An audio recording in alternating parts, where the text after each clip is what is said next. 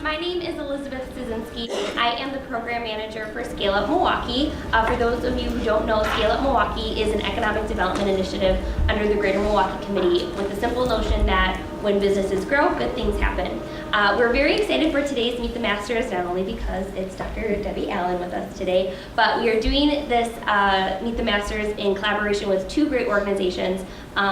This week is Women's Entrepreneurship Week, held by Ward 4. If you haven't heard of that, there are some great events going on over there all week supporting women in entrepreneurship. And this Meet the Masters is also done in collaboration with Marquette University's Women's Innovation Network. So to tell you a little bit about that, Sasha Parsons. Hi, I'm Sasha Parsons. I work for Marquette University in the Research and Innovation Department. And my new initiative is the Women's Innovation Network. And it's basically to help inspire and support women and minorities to get to the high levels of leadership in their field and also to pursue entrepreneurship.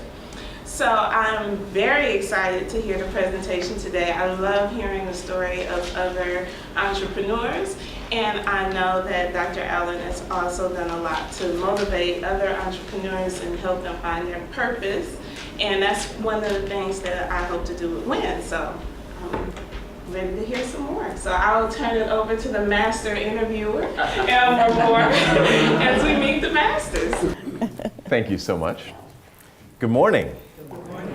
So let's do the couple of the ground rules. Everybody take out your phones and triple check that it's on silent. In fact, I don't want you to turn it off. I want you to keep it on because I hope you'll take pictures, I hope you will take video, and I hope you will put anything and everything on social media. Actually, if you look on the sides of the room, we have all of our social media accounts for Scale Up Milwaukee. Please feel free to tag us. And hashtag MUWIN for Marquette University's Women's Innovation Network. And as well, I think there's probably a hashtag for Women's Entrepreneurship Week. It won't be hard to find. I think it's WEW. Hashtag WEW, which spells? Women's Entrepreneurship Week. Right, and it's pronounced woo! So the other announcement I have to make is it's very important at the conclusion of our conversation today. Please do fill out your evaluation forms. It's very helpful for us to understand what we're doing very well and what we're doing extremely well. And we love your suggestions for who you'd like to see sitting in this chair. Okay, now you ready? We're ready. I'm actually more excited than usual, and I'm also more nervous than usual. Today's conversation is with someone who I've actually got to spend some time with. And don't tell any of the other masters I said this, but she's my favorite. I fully expect that we're gonna have a good time, we're gonna learn a lot, we're gonna leave inspired and invigorated, and I'm just gonna warn you to be careful. It's a little slippery outside. So even though you're gonna wanna run to your cars and get started, take your time, because I don't want you to slip. So good morning to Dr. Debbie Allen. I'm so excited for this conversation. Good morning, everyone. Let's set some ground rules. Okay. We're all friends. Can we call you Debbie for this conversation? Absolutely. Hi, Debbie. Hello, Elmer. Oh, I love it. So just to lay some context, it is Women's Entrepreneurship Week. Yes. And that adds some value to how incredible your story is. Right now, something like 11 million businesses are owned by women. And that's going to be obviously a combination of businesses that are owned by couples and where the female spouse has the majority share. And that's going to be solo women entrepreneurs, that's going to be groups of women that own businesses, and so on. More than 1 million of those 11 million are businesses in the retail industry, which I think fits what Debbie does. This is exciting. Women-owned firms now lead growth in 8 of the top 13 industries, reflecting a continued diversification. In fact, women of color are driving overall growth, with 79% of new businesses owned by women of color. African American women alone currently own more businesses than all other minority women combined. Wow.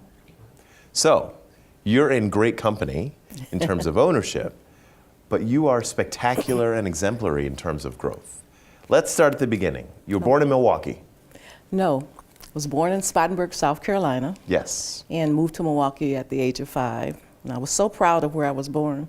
When I first came to Milwaukee, I went to 9th Street School, and they would always ask me my name, and I would say, oh, I'm Deborah Moore, and I'm from Spartanburg, South Carolina. So I became known as Little Spartanburg. Okay, hold on, let me make sure I write that down. And your parents they were not entrepreneurs. No. In fact, when we came to Milwaukee, my mom and dad separated. And so my mom was just a working mom. You know, we were sent off to school, she went off to work, and many times she had to work at night. So we were home alone. But when we came here, we came and stayed with an aunt, and that aunt was an entrepreneur.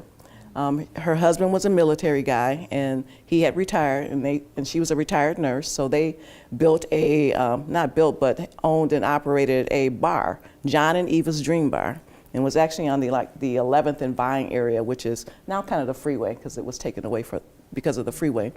But they had the bar on the first level, they lived in the back, and then we lived upstairs. So all of my childhood life while I was here, I've seen her own and operate a business.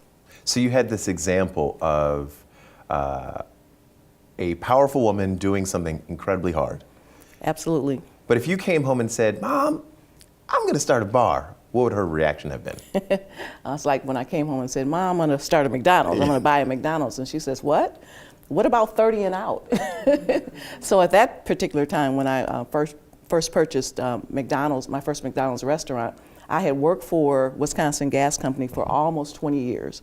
And in fact, I had worked my way up through the company, and I worked for the VP of HR, and I was slated to be his successor. So once he retired, I would take over his job. And so my parents knew, you know, my path that I was trying to take. But when I came home and I said, oh, I want to buy a McDonald's, she's like, what about 30 and out? You know, because they've all worked 30 years in their field, and then they retired. And I said, I have to try this opportunity. So, you know, you glanced over all of childhood, teenage years, as though it was an obvious choice. You did everything right. You were a good student in elementary and middle and high school. And then you graduated and you said, okay, I'm going to go get a job. So I did school. I was a pretty good student. In high school, I think I was not as motivated, so I was a BC student. But throughout my career as a student, I was skipped a few times. So I don't know if you remember back in the day, we used to have the A and the B. So we were in the 5A or 5B. Well, I was going to junior high school right before they were switching that over. So either you got pushed up a half a grade or you got pushed back a half a grade. So in my instance, I was a late student, so my birthday was in February, so I was really the B side, but they pushed me up. So now I'm very young and I'm in junior high school. I get out of junior high school, I go to high school, and I start in the 10th grade. And in the 11th grade, they say, well, you know you have enough credits to just graduate. You want to graduate? So I graduate. So now I'm pushed up again. And in fact, my brother's 2 years older than me, and we graduated from high school the exact same year. So here I am, I'm just barely turned 16, and I'm graduating from high school. And I'm going to UWM. And I actually had to have permission to go to UWM. Mm-hmm. So I get to UWM, and it's this auditorium full of people, like 300 people in this auditorium. The teacher is up on the platform with a microphone, and I'm scared out of my wits because I'm like, I don't even understand this environment. And so it was a little overwhelming for a 16-year-old whose parents my mom had not gone to college at all. And so I decided that I think I'll work first. And I went out and got a job. So when you come home, so even before then, you come home and say, you know, Mom, they're asking me to skip a grade or that I can graduate early. Is her reaction, well, of course, it's Debbie?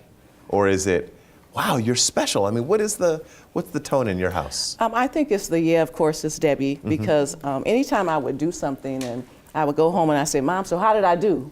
And she would always say, show off. Love it. So I always had to take it to another level. I love it.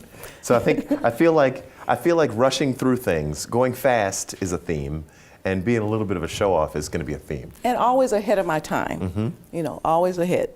I love it. Okay, so you get to UWM, you're overwhelmed. Absolutely. You know, it's not necessarily a good fit for that moment in your life. And then you go get a job. Yes. And you get a job with Wisconsin Gas? Well, first McDonald's. I was a cashier at McDonald's for a while on Wisconsin Avenue. And then I get a job at, I always have to get this chronologized, right? It was first U.S. Bank.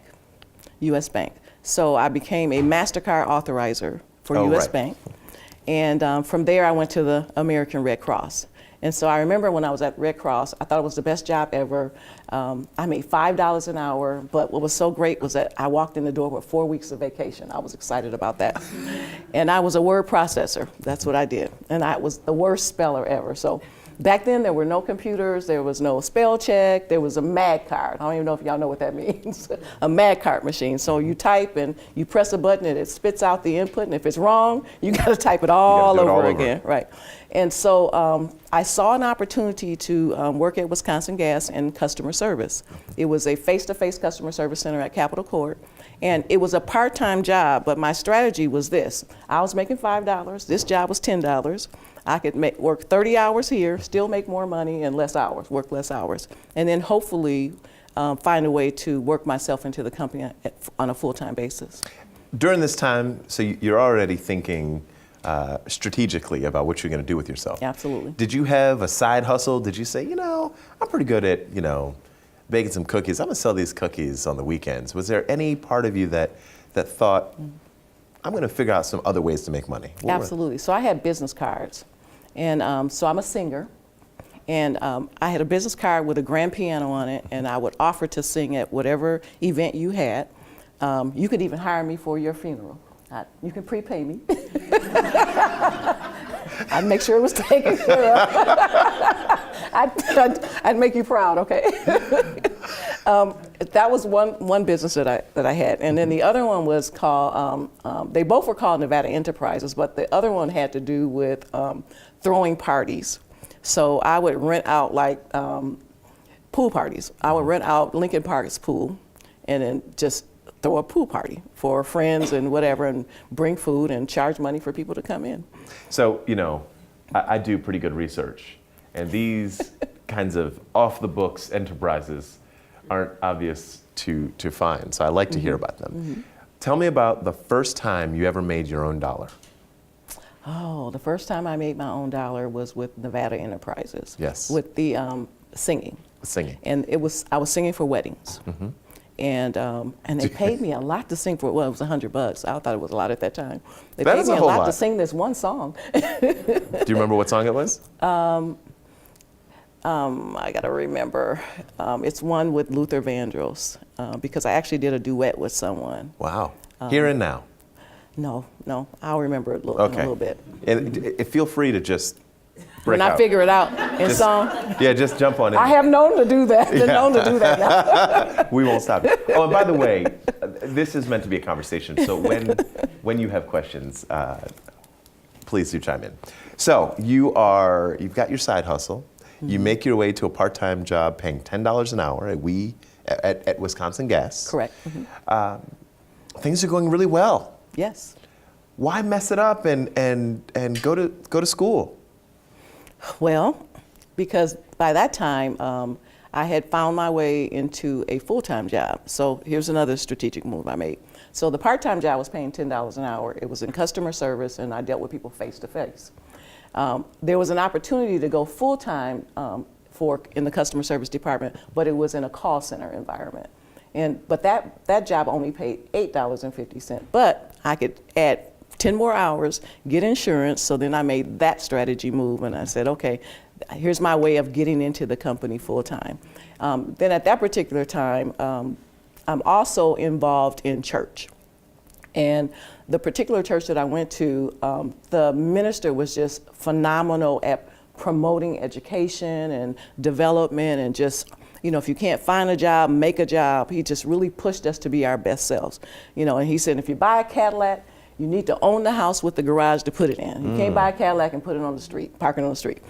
So we were always really pushed to excel. And the one thing everybody wanted to be able to do was he had a habit of, on Sunday mornings, he would have the youth come up and he would read their report card.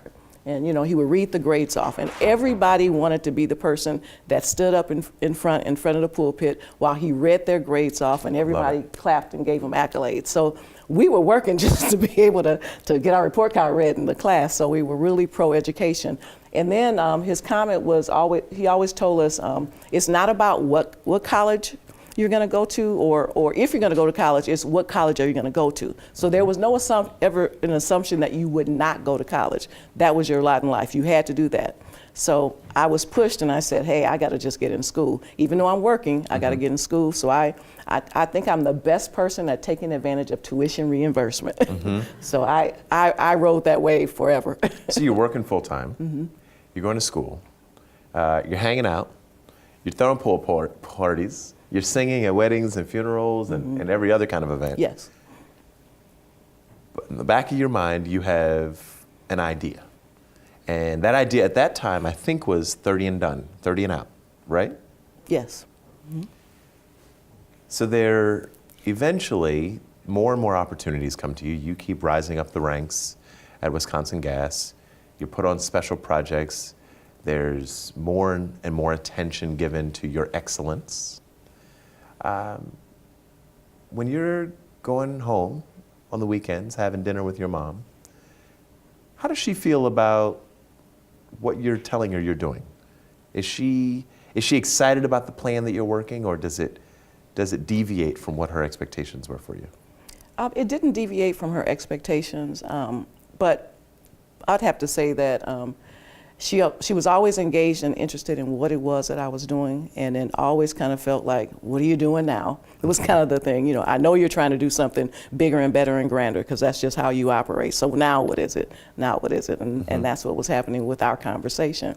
But one thing I do want to kind of back up and say is, even though I was doing really well and I was excited about what I was doing and I had great opportunities, it wasn't until 1993 that it all came together and it had a meaning for me. So in 1993, I was sitting in this guy's car, and he's playing a tape. And the tape is of a motivational speaker / preacher named Miles Monroe.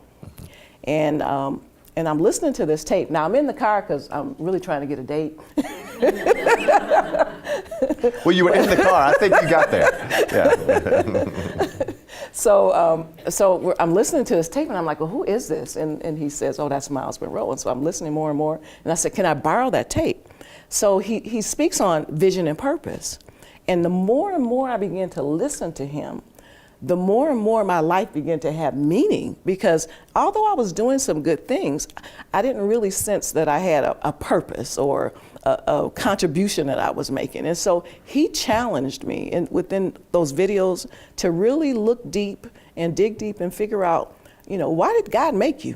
What's your purpose in life? What's your role? What contribution did you come to make? How are your gifts and talents geared toward that? And so I just began to create this search within myself, and I wrote what's called a 2020 vision plan.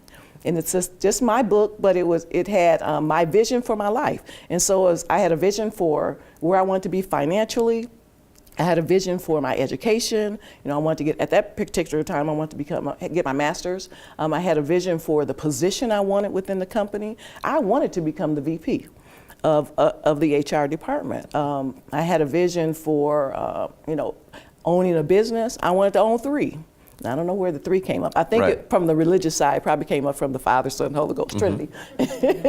But I had all of this stuff written down. And so the things that I was trying to accomplish then at that time were all aligning with this vision plan that I had for my life. And when I say this vision plan made me love Monday mornings, most people hate getting up and going to work on Monday mornings. I couldn't wait to go to work on Monday morning because I was just working on this plan. And in fact, Miles Monroe would always say, when you're really doing what you love to do, sleep becomes your enemy. You hate sleeping because I'm like, I need to get up and do something else, you know. Or in the middle of the night, you got a notebook by your bed because the thoughts are just pouring through your mind and you have to somehow be able to capture them. So all those things that was happening with McDonald's and me, you know, working for the VP and everything, it was all part of that plan. And I think it was just happening because I was working that plan. So 2-3 years later, you finished Concordia. Yes. And it took another 2 years for you to leave Wisconsin Gas, right? So tell us what's going on at Wisconsin Gas that you start part-timing at McDonald's. Okay, so I'll back up just a little bit. So I'm in Concordia's program. It's an adult program, so I'm going to school at night and once a week. And I stopped for a minute, for a year, because I've been asked to be on the president's re-engineering team. So I'm actually on the president's team, and his team is a change management team. And it was pretty engaging, and it took a lot of hours, and so I just really didn't have time to do the school part. So for a year, I just took off.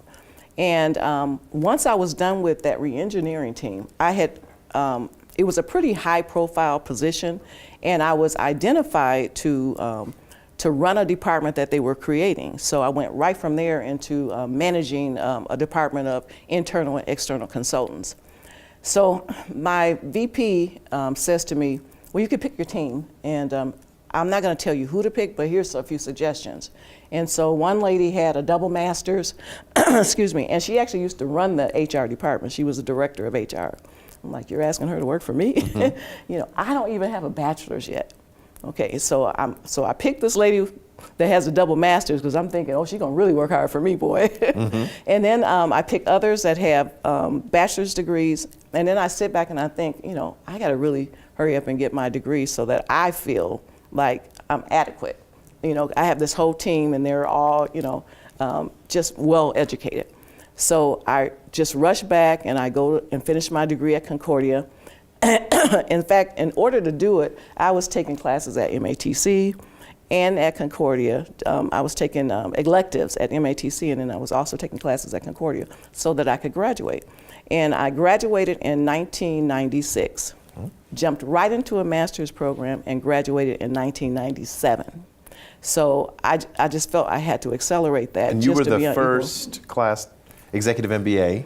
Right, so I had an opportunity to go to be Marquette's alumni class, executive MBA class. But the story behind that is, I always have this saying, because from my religious background, you have not because you ask not. Mm-hmm. So I wanted to go to a master's program, and it was an executive program, which meant that your senior level people had to write a letter of recommendation for you. And then they had to be willing to pay for the class for you. And then also, we went to school every other Friday, so they had to give you off on that Friday. And there was international travel involved because we studied, it was partially an international program as well. So I go to my VP and I say, hey, I'm interested in this program, and it's at Marquette, and it requires that I have a letter of recommendation written. He's like, okay. I'm like, okay, all right. And I said, well, there's another part to this story. And he said, what? I said, well, I also have to see if the company will pay for it, and it costs $30,000. And he's like, well, just budget for it. I said, budget for it? He said, yeah, just budget for it. And I said, okay. I said, I'll talk to you later.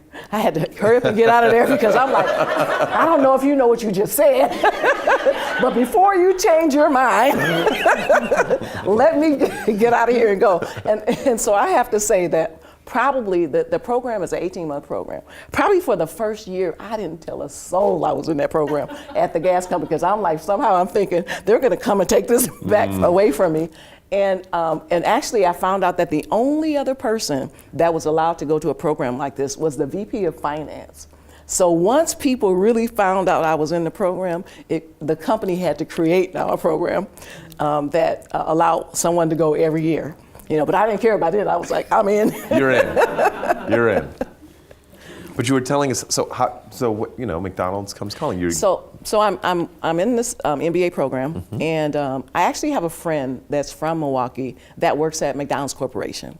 And at that particular time, McDonald's was interested in having more African-American operators. And in Milwaukee at that time, there was only one African-American operator, Sherman Claypool. And Sherman happened to be in an elite group that were like the first black operators in McDonald's, because we do have what's called a National Black Operators Association. So he was like a founder.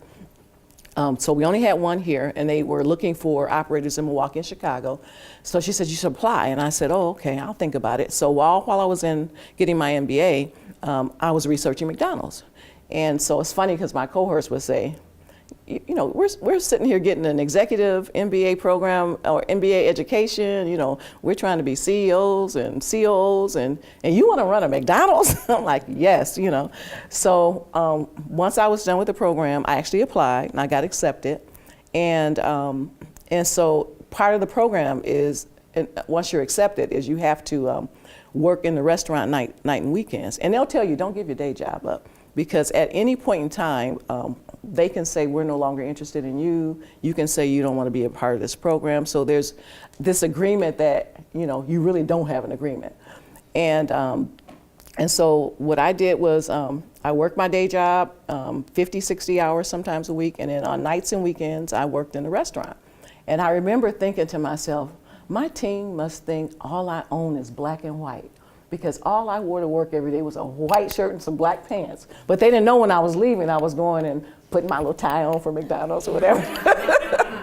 And the funniest thing, though, was, you know, you have to learn everything at McDonald's. When they're training you, they train you on every aspect of running a restaurant. So I was the fry girl. I was the grill girl. I did eggs. In fact, the guy that trained me on eggs, he one day became one of my supervisors. And I said, now I'm going to really get you back, because you really made me train on eggs way too long. And so I'm working in the restaurant. Now I'm working front counter, and I'm taking orders. And I remember this one Saturday, people from the gas company come in. And I'm like, welcome to McDonald's, may I take your order? And I'm thinking these people are probably wondering, why is she at McDonald's working? Has Debbie fallen on with her MBA? With her MBA, Yeah. has she fallen on hard times? You know, what's going on? But I could never tell anybody that I was part of this program. So I'm working nights and weekends in the restaurant, and it probably wasn't until the 7th month. So the program is an 18 to 24 month program. And I said to myself, there's no way I'm gonna spend 18 to 24 months doing this. So, and you're a self-paced program. So I said 12 months is the most. So I did it in 11. And remember that theme? so I just did it in 11 months. And so I was like, okay, I just have to get through this program and figure it out. But it wasn't until month 7 that I really said, okay, I can do this. Because all during that time, I'm evaluating too. Like, this is not easy. And I have to say, part of their method, McDonald's method of seeing how you would work in the restaurant is they have what's called, I call it the killer weekend. So once you've filled out the applications and stuff, now they want to just throw you in a restaurant setting and see how you acclimate. They'll give you a few tasks that they want you to do. And the killer weekend means you work Friday, Saturday, and Sunday. And you go in at 4 p.m. on Friday, you work till close. You come back Saturday morning at about 10 and you work till 7, you do a mid. And then you come back Sunday and you open the restaurant at 5 a.m. So Friday I come in to do my killer weekend. Is really an on-the-job evaluation, and I have my hair is laid, I got my glasses on, I got my cute jacket on, my Stuart Weitzman pumps on. You know, I'm just ready to be boss in the restaurant, right? And so I go in there and they say, okay, today you're working fries. I said, oh, okay. So I'm working fries for an hour, working fries for 2 hours, I'm working fries for 3 hours, and all of a sudden my hair is like melting, my makeup is melting, my feet are killing me, right? I'm just sweating profusely. So the next day I go back and I changed up I flipped the script then. I had a polo shirt on and some tennis shoes, because I'm like, this is real work, right? And so when you're in the restaurant environment, you know, I was just evaluating, okay, can I keep up with this pace? It's not like the corporate setting at all, and do I really want to do this? 7 months I was in love with it. I had ketchup in my veins by that time, and I was like, I have to do this. I'm sold. So what I'm fascinated by, I mean, there's a lot of it, but not many of us and maybe I'm speaking for myself, are willing to do our full-time jobs and then go work at McDonald's. You know, to do the work that a lot of us believe we have our jobs so that we don't have to. Yes. Right? And you put in that work. Absolutely. And your reaction was, ooh, I love it. I want more. Absolutely. Absolutely. That is really special. So you're in. Now you've got to figure out how to actually buy a McDonald's, which is expensive.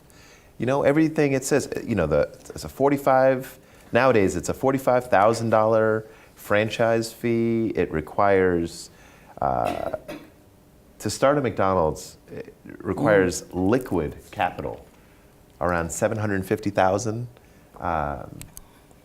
The investment for building and equipment is somewhere between $1 and $2 million. You work at We Energies. You have an executive MBA, but you just got it. How did you make it happen? Well, I had a 401k too, so that helped. But I'm going to back up a little bit and say this. So I'm doing this training at McDonald's, and I'm working my full-time job. And I remember, and I kind of got to the end of my training with McDonald's, and so you have to just keep your skill up and keep working in a restaurant. I remember on a Friday evening, my VP called me and said, Debbie, I need you to come to a meeting Sunday, and it's confidential, so you can't share this with anyone. I said, okay. So I get to the meeting on Sunday, and it's the top 50 people of the company, so I was in that ranking. And they announced that We Energies was buying Wisconsin Gas. So, and of course, nobody's going to lose their job, but if your company is being acquired, well, how many VPs of HR can you have? I'm quite sure the acquiring company is going to leave their top leadership in place. So I'm thinking, oh, this is interesting. I'm glad I've been training, you know, with McDonald's. And it was very emotional because, you know, this is the 30 and out company. You know, most people thought that that's what would happen with them. So that was Sunday when we had this meeting. Monday morning, I went into work, and at 9 a.m., McDonald's called me and said, Debbie, we have a restaurant we want you to buy, and we want you to be in it in 2 weeks. Can you make that happen? And I said, absolutely, I can make that happen. I really said something else, but I can't tell you what I said. Wasn't quite that nice, but so you know, and I had this vision that when I bought my first McDonald's, I would take off for 3 weeks from the job, relax, go on a vacation, you know, kind of chill, and then just dive right in and begin running the restaurant. Well, once they said, do you want to be in this restaurant? I said, yes. Well, now I have to give a 2 weeks notice. I had to work the 2 weeks, and at the same time, build an infrastructure. I needed a bank account. I needed to create a corporate account. I didn't have anything set up. So in this 2 weeks, I'm still hustling. And then after the 2 weeks, the very next day, here's the keys, run the restaurant, you know, and so it was crazy. But the one thing that McDonald's does is they're very good at giving you information about the restaurant, the finances, and how this restaurant makes money, the threshold. And when it came to purchasing the restaurant, I had all the things that I needed in terms of capital because I had invested in 401k. But I had the advantage of them allowing me to do what's called a business facilities lease on the first restaurant. And that's where you don't actually do a purchase at that time. You do a lease, and you can do a lease up from 1 to 3 years, and then you do a purchase. So it allows you to build up capital within the first 3 years to do a 25% downstroke. So basically they said, we don't want you to spend your money yet. You know, just all you need to do is make sure you set up these accounts, be able to purchase your food, and then we're gonna help you just build capital and cash. Now, it took some years later for me to finally figure out what was going on. And so there was a parity agreement with McDonald's, with the Black Owner Operators Organization, that said that we're going to do a better job at making sure that the owner operators look like the community, you know, in terms of percentages. And that's why there was a thrust to actually have more African American operators. So they didn't, you know, they wanted to make sure you had access to capital, you had what you needed, but they wanted to help you grow quicker as well. And so I had the advantage of timing, you know, I came in the right time. That wouldn't happen today. It wouldn't happen at all. I don't want to discount the incredible amounts of hard work and talent that also let that moment Oh, yes, definitely. be a possibility. So one of the things we talk always about in scale-up conversations is about growth. And we often have these meet the masters with someone who started a business and who had to figure out how to make their business a viable concern. You had the constraints of growing something that everyone knew, that had very limited flexibility. You couldn't decide to make different cheeseburgers. You couldn't change recipes. Talk to me about how you go in with a growth mindset when there's so little that you can change. How do you do it? Okay, so remember I had this 2020 vision plan, right? So I'm always creating the plan. So I go into the regional manager's office for McDonald's, and he says, okay, he said, what's your plan for your organization, Debbie? And I said, 10 and 10. And he said, well, what does that mean? I said, I want 10 stores within 10 years. And he laughs because that really doesn't happen. And I'm like, well. By the way, I just want you to know, look at what we're called. 10 and 10. You know the story there. So, you know, that was my plan. That's how many restaurants I wanted, and that's the growth plan that I wanted for my restaurants. And so I get the first restaurant, and I'm working that one, and I have to build a management team. So I'm building a team, and I have like 8 to 10 managers in the restaurant, and I'm also in that restaurant with them. And then I get approached again about another restaurant within a year and a half. And, you know, hey, we have another restaurant we want you to buy, and, you know, this is the time frame, you know. I'm like, okay. So now I'm training double managers within this. Now I have 16 to 20 managers within this one restaurant because I'm going to take over another one down the street, and I need to be able to split the staff. So I do that, and I hire a supervisor because I can't be in two places, and I want to float back and forth. About a year later, I get approached again, and it's, we need you to take 2 restaurants on one day. I'm like, wow, okay. So now I'm training double, you know, 8 to 10 more managers in this location, 8 to 10 more managers in this location, so that I can go in and take 2 more restaurants. A year later, they come to me and they say, okay, we have another restaurant for you. I said, wait, hold up. I said, I need to catch my breath. I need to build an infrastructure. I need to have enough people, you know, in the pipeline, because I need to develop people so that the restaurants run well. And so I said no at that particular time. And maybe 3 months later, they come to me again, same restaurant. I say, no, I'm not ready, you know. And then they come to me again 3 months later, and I say no again. The last time they came to me, the price had dropped about $1 million. I said, well, I got to think about this. So by the way, do that math. The price dropped $1 million. The price dropped $1 million. So it pays. 5 years before, she has a job at We Energies.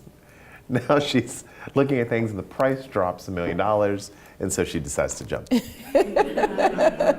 And I'm like, well, I gotta think about this now. So, and I said it pays to say no sometimes too. And so I go to them and I said, okay, here's what I need to happen. I said, because my issue is building the leadership team. That's, you know, you inherit the employees. So I get the hourly employees, but I need a leadership team to go in there and manage this business. And so I asked them, it was a corporate store. I said, here's what I need for you to do. For 3 months, I want you to leave the leadership team in place from the corporation.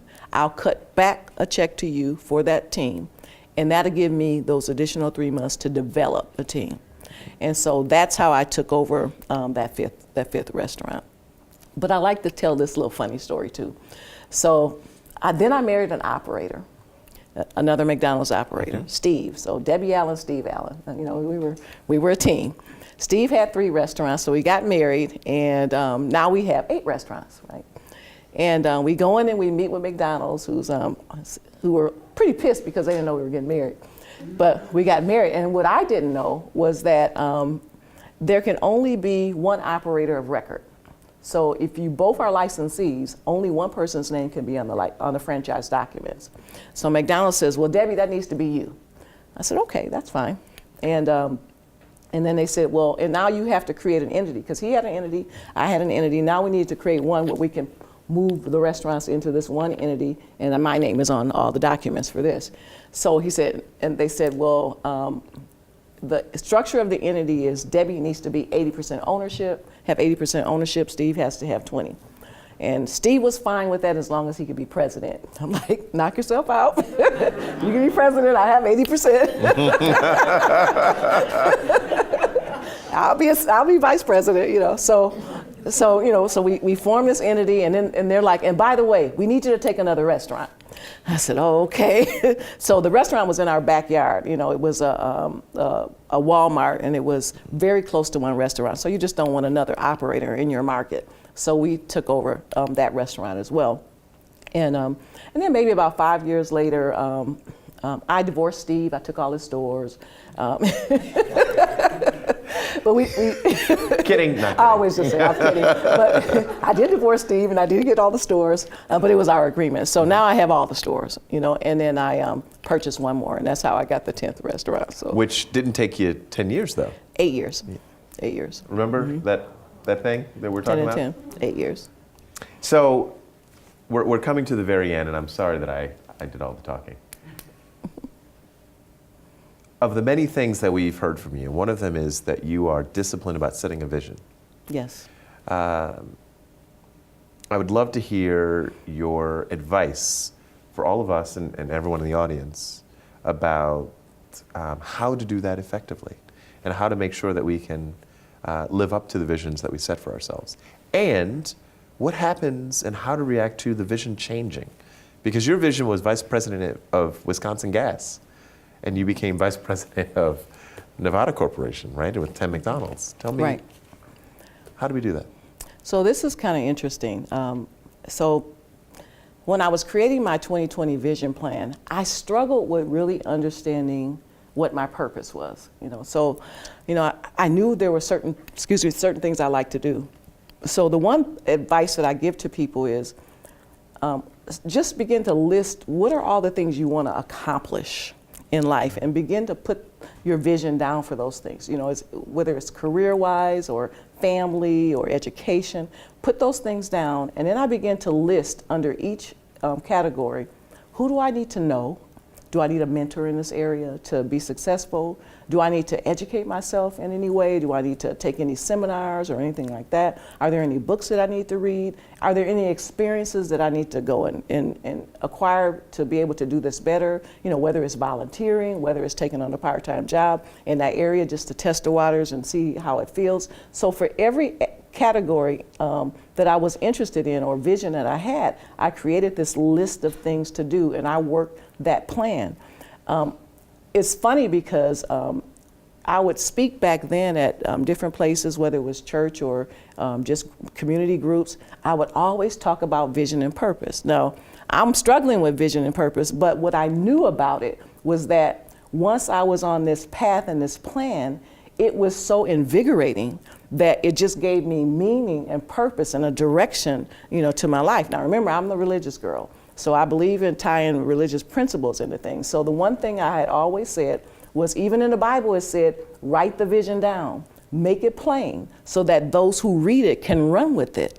And many times, those who read it need to be you first, so you can run with it. I even said the same stuff at the corporate boardroom table. They didn't know I was talking the Bible, but but you know, it was just a principle. And so so what I've figured out over time is sometimes you just gotta take action and do. You may not have the total picture yet, but begin to think of those things that you love to do, that you're talented in, and that you really aspire to do, and write those things down. It may not be perfect at first, because what I've learned over time is that McDonald's wasn't my purpose. McDonald's was just what I did. But it created a space and an arena for me to have access to things that I needed to have access to, or to impact people's lives.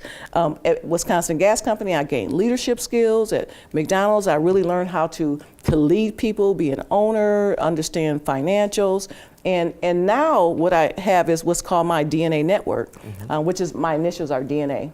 And so DNA Network, which is about inspiring and compelling people to pursue their purpose and passion in life. And my main clients that I deal with are entrepreneurs. And so although that route that I took was necessary to help like entrepreneurs fulfill their passion of being able to run this business. So now I go in and I just coach and help people do the things that I had to do, set up infrastructure or, create a vision plan or a strategy. I love Jerry Jandusa's one-page plan, so I do a lot of that with people as well. And so, I think you gotta just start somewhere, forget about making it perfect. Action is more important than anything. Just being able to have a plan and taking action with that, because that's what the vision does. It creates something that you can go and run with. Every organization needs it. And if you think about it, We Energy's vision back in 2012 is not the same probably vision that they have in 2018. So the vision evolves. And as you evolve and grow and embrace it, it gets even better and better and better. So. That would be my recommendation. I love it. Please join me in thanking Dr. Debbie Allen. Thank you. So I hope you have a few minutes. I'm sure folks have some things they want to say, and Absolutely. I want to hang out with you more too. Okay, absolutely. We look forward to seeing you at the next Meet the Masters, the next Scale Up Milwaukee event. You will get an email about it. Please remember to fill out your evaluations. I think there's some coffee and snacks outside. Thanks again. See you soon.